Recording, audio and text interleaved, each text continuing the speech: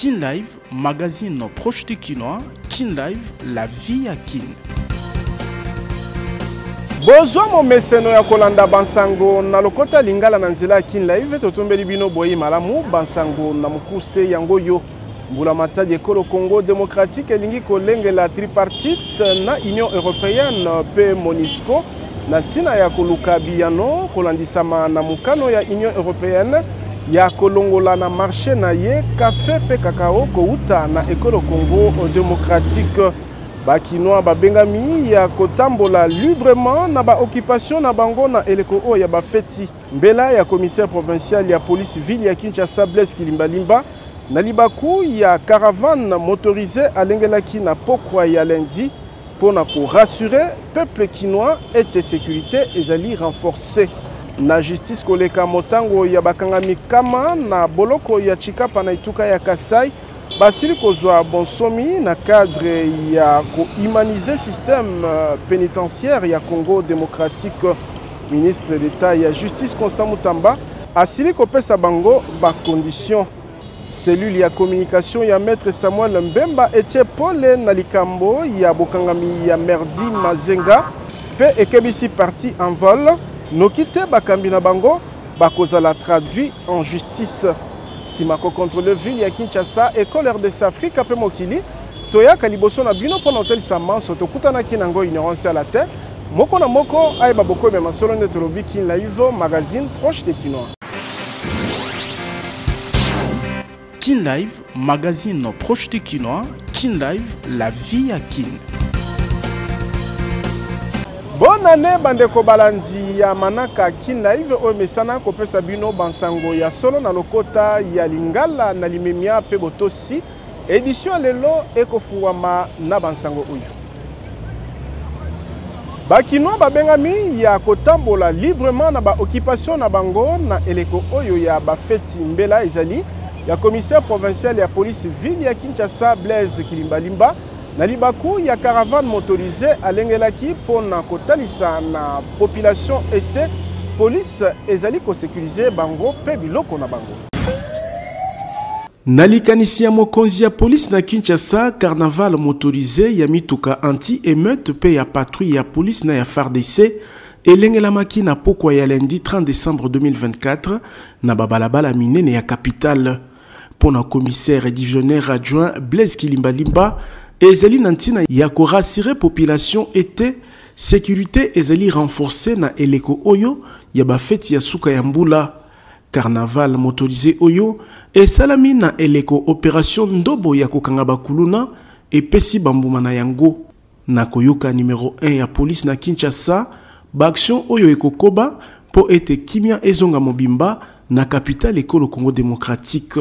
Bakinoise na bakinois bakoyeba ete sécurité ya bango na biloko na bango nde objectif ya police nationale congolaise na ba service nyonso ya sécurité na cadre wana nde to déployer caravane oyo pona kolakisa mai nyonso tozali na yango pona kobatela bango na biloko na bango pona kolite contre phénomène ya kuluna awa tozali kotia biloko wana pona ba bon citoyen et oyo akosala le contraire na base ete ye moko amoni ete ba mapinga ba police balalité bazali libanda ensemble pona kopesa kimia na population nyonso ya Kinshasa.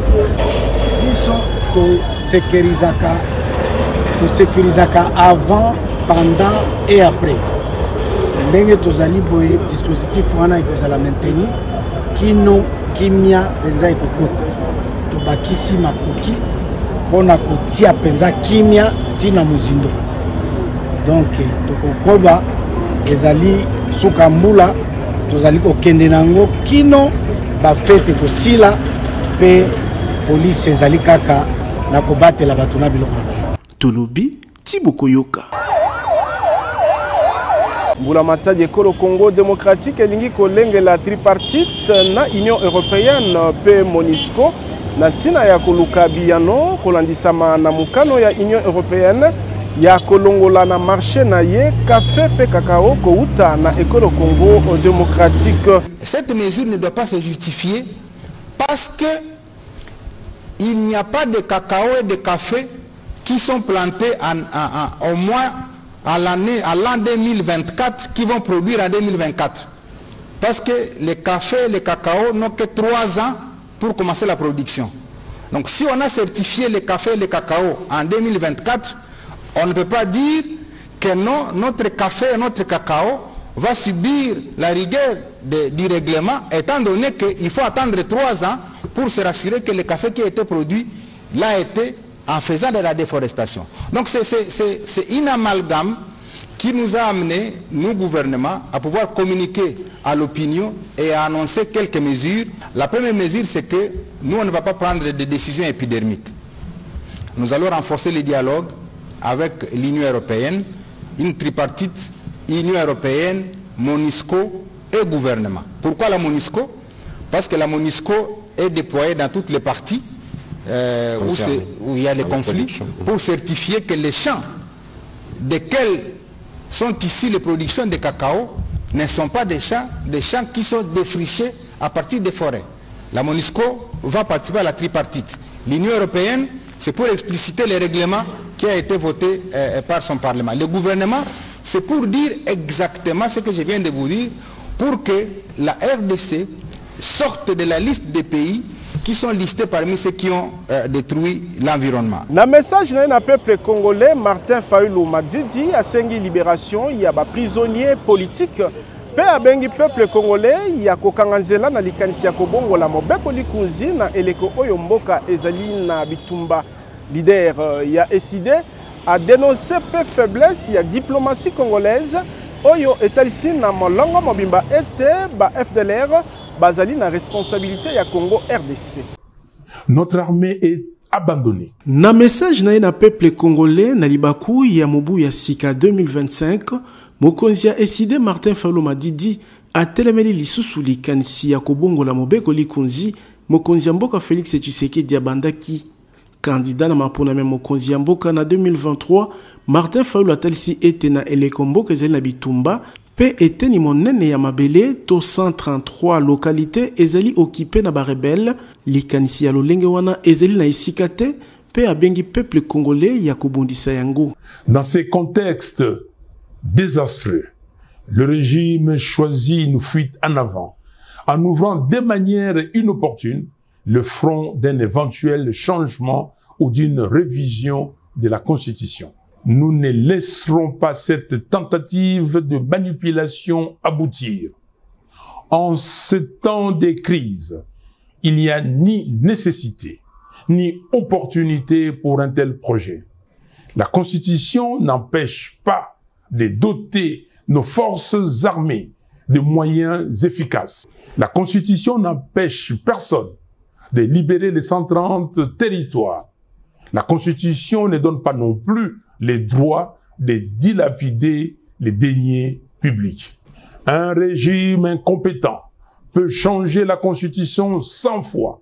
Les mêmes mots produiront les mêmes effets. Mokonzi ya décidé azongeli likanisi na ye ya kosangisa ba force vive ya mboka pona kosolola na lisungi ya ba épiscopo catholico. Je réitère mon appel à nos pères spirituels pour réunir dans le cadre du processus de Kinshasa toutes les parties prenantes autour du thème vérité, réconciliation, cohésion nationale, afin d'œuvrer pour un Congo libre, fort, digne et prospère. Nous appelons la SADC, l'Union africaine et les Nations unies à soutenir le processus de Kinshasa pour faire avancer celui de Luanda. Mbela oyo zalaki libaku pona Martin Fayulu ya kosenga pe libération ya ba prisonniers politiques. J'exige la libération de Jamal Kabound, Seth Kikuni, Mike Mukebai, Jackie Ndala, du député provincial Alain Siwako, du député honoraire Jean-Paul Ngangondi, des militants pro-démocratie, Delgate Idengo, Mwamicho Ndungo King, Fiston Isambiro, Jimmy Nziali, Zarko Sefo, des 3 membres de l'ECD et de tous les autres prisonniers d'opinion. Nakoyoka opposant congolais Martin Fayulu, faiblesse ya régime ya Kinshasa, endimisi molongo mobimba ete ba FDLR, bazali na responsabilité ekolo Congo démocratique. Nous sommes réduits à des slaves lyriques qui frisent la comédie et dénotent un manque de sérieux qui rassure l'ennemi sur les faibles capacités intellectuelles de son adversaire. La faiblesse diplomatique de la RDC a réussi à ancrer dans l'opinion internationale l'idée selon laquelle les FDLR seraient une responsabilité congolaise. Tolobi, Tiboko Yoka. Je tiens à vous adresser mes vœux le plus sincères de paix. Nalobaki yango na ebandeli koleka motango ya bakangami kama ya boloko ya Chikapa basili kozwa bonsomi ezali na cadre ya ko humaniser système pénitentiaire ya ekolo Congo démocratique. Nde ministre d'État ya justice Constant Mutamba ayebi na kopesa bango bonsomi wapi atalisaki bango ba condition basengeli kotosa. Wana ye na ville ya Chikapa na libaku ya visite ya itinérance ya mokonzi ya mboka Félix Tshisekedi na Grand Kasai, ministre ya justice Constant Mutamba ayebi na ko annoncer libération ya 1/3 ya bakangami ya prison centrale. Opération Oyo esalemaki lundi 30 décembre etali bakangami kama ndambu kati na 355 bazali na boloko Oyo. Na molongo ya baibazu bonsomi basimi bale pe ba minere ebele.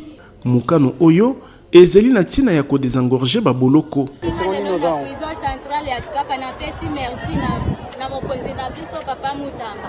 Denga tiki ngai mobile ezalaki kaya bitumba na kuti babomi mobile tango na témoigner que mobile na kuti déjà kokufa ba condamné ngai kete.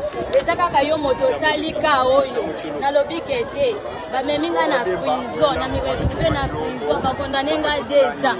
Nasali une année 11 mois ne bayokelinga mawabatiki ngai ngone na remercie. Ministre ya justice abeti sete kolobaka ete mukano o ezeli na cadre ya réforme ya système pénal ya RDC o elingi ko humaniser ba condition ya bokangami pe kotombo la justice. Tolobi Tiboko Yoka. Insécurité pe bozangi banzela ezali maezali kokanga bofulu ki ya etuka ya Kasai uta ville ya Chikapa ba député provinciaux ya etuka oyo basilaki kotalisa ba kokoso ya population na mokonzi ya mboka Félix Tshisekedi oyo mbaki pe ba étudiant. Na libaku ya bojalisami na ye na ville ya Chikapa chef lieu ya etuka ya Kasai mokonzi ya mboka Félix Tshisekedi Chilombo ayambaki dimanche 29 décembre 2024 ba député provinciaux pe ba étudiant ya etuka ya Kasai. Nakoyoka baponami ya etuka oyo insécurité pe bozangi banzela eza ba kokoso ezali kokanga développement etuka na bango. Nous sommes une province issue du démembrement qui a coïncidé avec les conflits Kamana-Sap.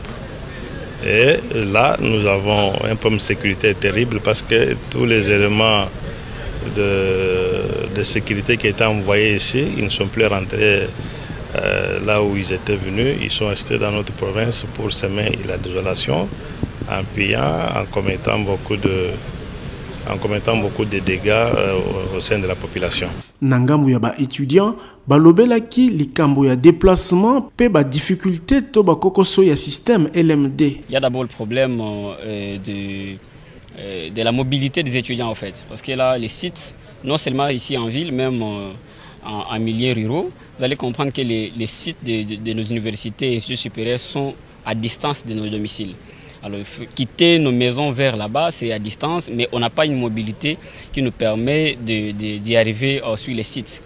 Nous avons aussi parlé au président, n'est-ce pas, des systèmes LMD.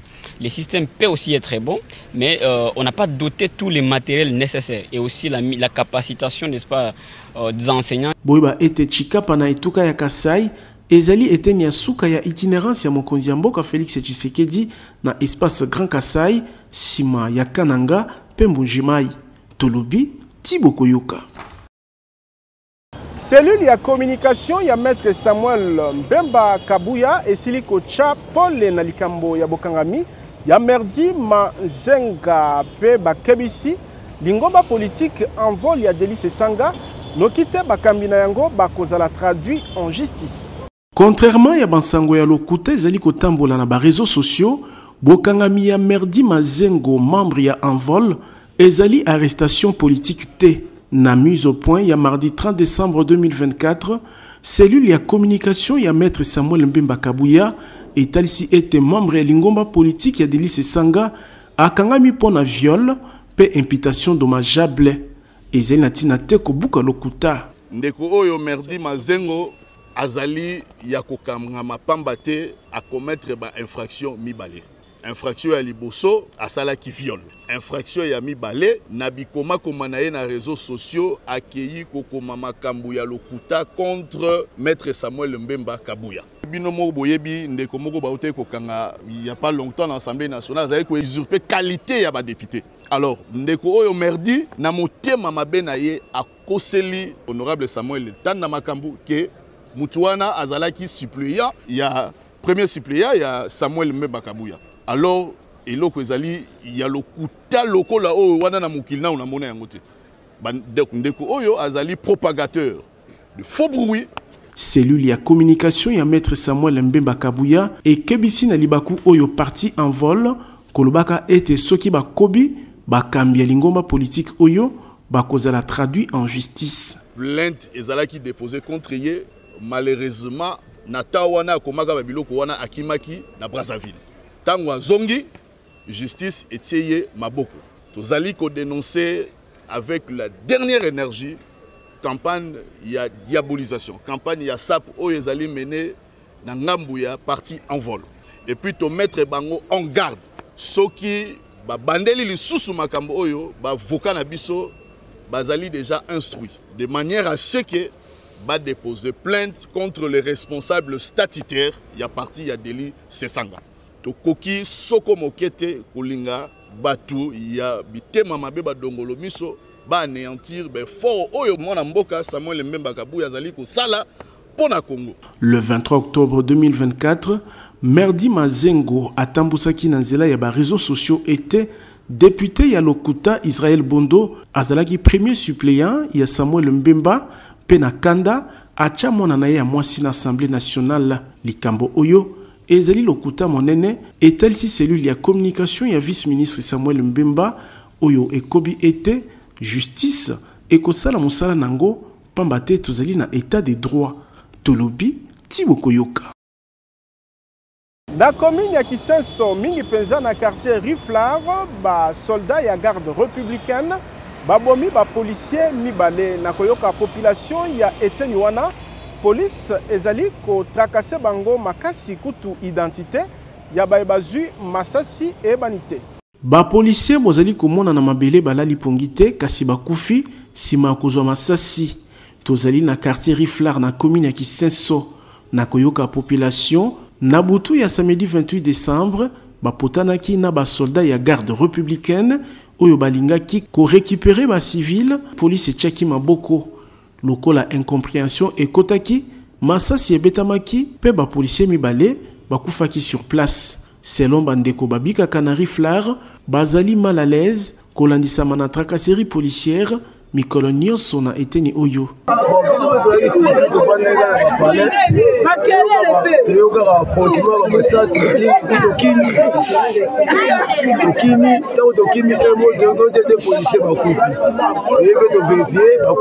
Selon bandeko babika kana Riflar bazali mal à l'aise kolandisa mana tracasserie policière mikolo nyonso. On appelle ça banga bakune na komo banga ba policier o be kota ba insécurité ya pam ana Riflar pani ko tabiso mal à l'aise ma fort biso awa to mona ko ese kweli biso awa biso to komi lokola ba Rwanda o ba to kina ko boma kuna donc ba komi si biso lokola donc mbongo oya biso nyonso to sala poto la tsabana na feti bana balia e komi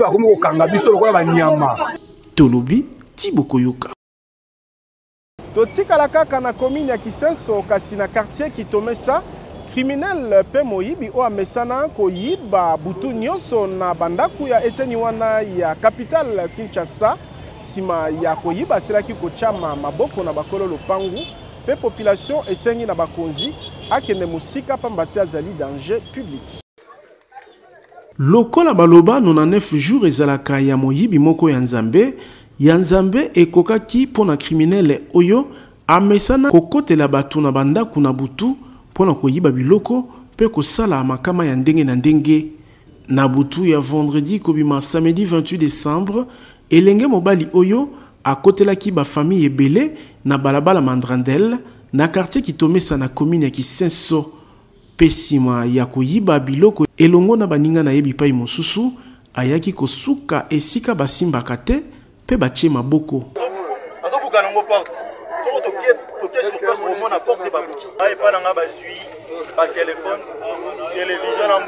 Ba victime ya misala mabe ya elenge mobali oyo basingaki na bakonzi ya leta batinda ye mosika ya population. Bato boye toko banda ko zwa bango biso moko to se faire justice to tumbiye kaka mais ye abiki ake kolia mwa soso mwana quartier yenda sana yebi kwenda bien asa muto bena Constant Musamba ko limbisa te asa muto moko bena bato ba fo ba pendre bango lelo liya zata msusu na on la petite sœur na tono le la ko fa na tono le la leki na ngai bo za ba leki mibale le na ke so nyeza ndeni se baba tumo va ko kende baba tumo yo kende baza place batu azate bakonzi babengami ya komatisa vigilance pona ko sécuriser bakinoa ya eteni oyo nokite balaki komizwa en charge Tolobi Tibokoyoka.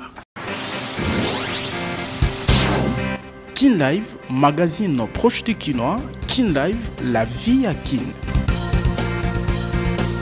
Koma kololo pango na $1500 ya pamba kasi kofuta be $500 mosusu kolanda moke soki polinyo koma patron babus ya sika 00 km ezali kopesa maya nyongo na bamoto na président Ziko Mukanga.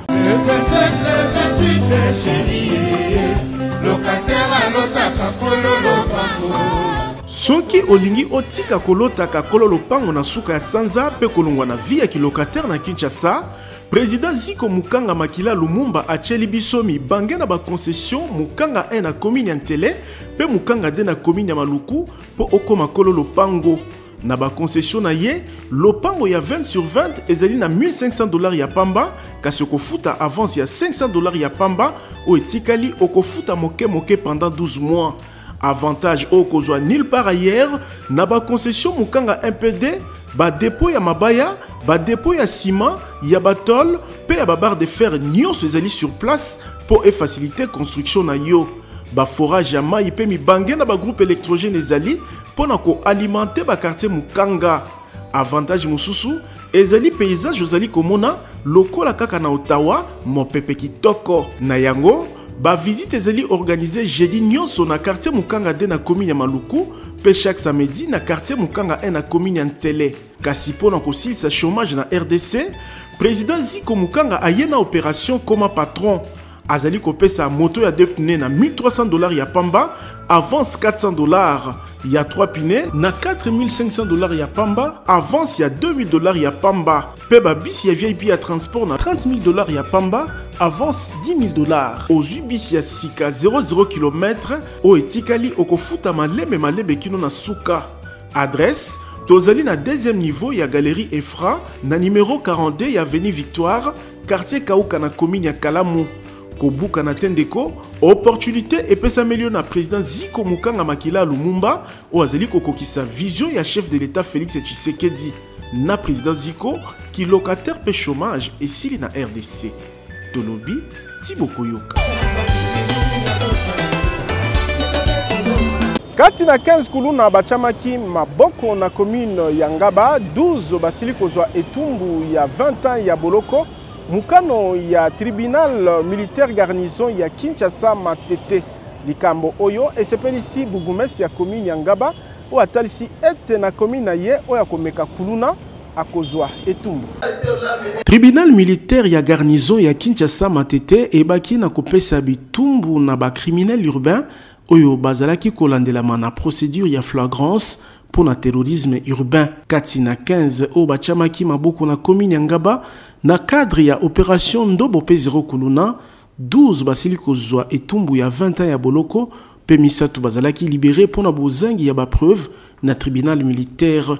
mukano ekweyaki na audience foraine elengelamaki na maison communale ya Ngaba samedi 29 décembre. Pour na commandant ya police na commune ya Ngaba, bitumbu justice epesi bakulu na oyo epesi bango makasi ya kokoba etumba contre insécurité. Courage na encadrement tozozo epa ya bongomese na biso azola la tena souci azana ngopo population ya awa ezala malamu awa na Ngaba surtout fetele ka malamu appuyer makambu ya opération Ndobo appuyer colonne zéro vraiment to sepeli makasi ndenge to komina niveau ya boyelelo c'est-à-dire epesi biso courage makasi na musala toujours ça na ngambu ya bourgmestre ya commune ya Ngaba jugement oyo est-elle si détermination ya l'état congolais ya kosilisa ngala ya phénomène kuluna tribunal militaire elakisi bokasite nango ba victime pe bayaki ba témoigner to présentaki 15 kuluna 12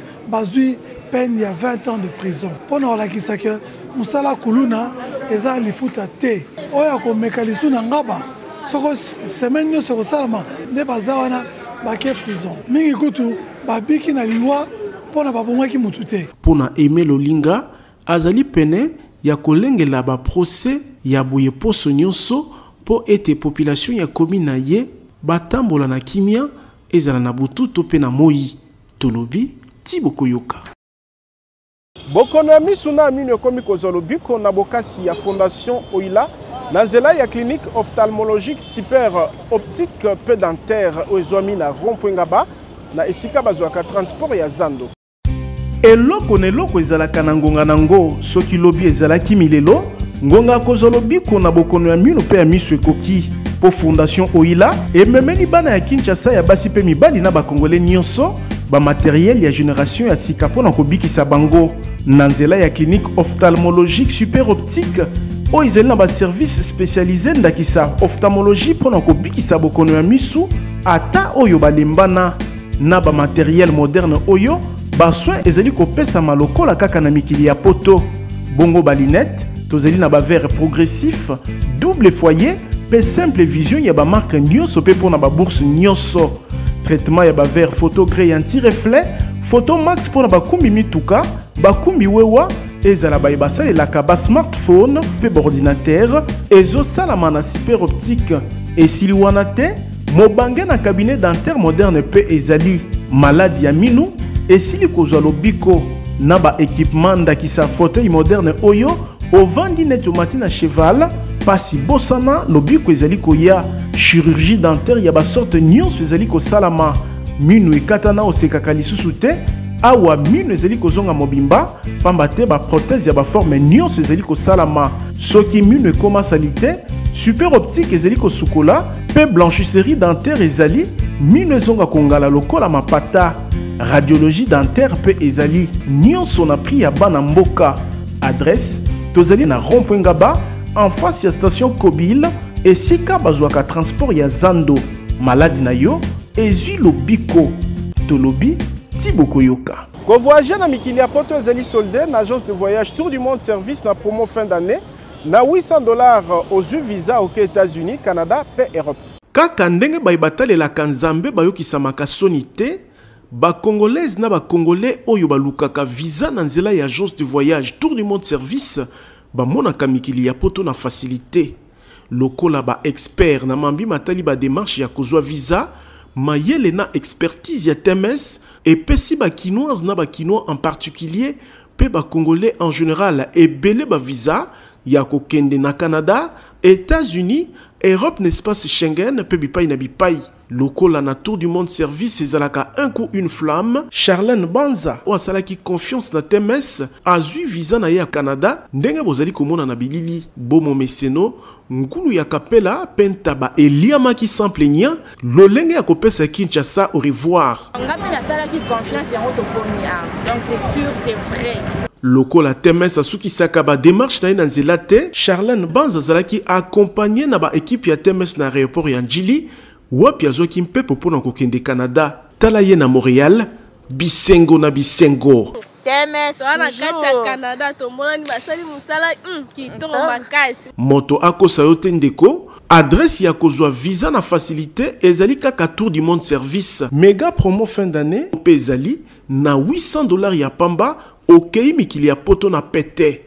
Tozali na numéro 5151 ya balabala Kasavubu, quartier Matonge 1 na commune ya Kalamu, référence Carrefour des Jeunes.